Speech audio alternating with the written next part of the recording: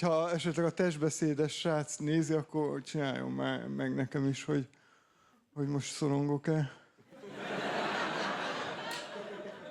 Illetve a ruhámról most azt hiszem, hogy nem kell beszéljek.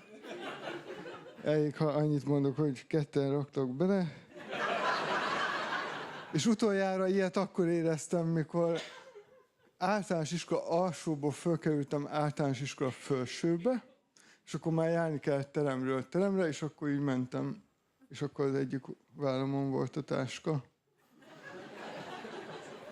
De nem vezetnék benne autót, olyan fura érzés lenne, hogy tudod, így nehogy kitérdeljem. Meg képzeljétek el, hogy itt össze van festékezve, meg itt is, hogy ez direkt van. Gondoltátok volna? Hogy ez most a divat, hogy össze vagyunk festékezve.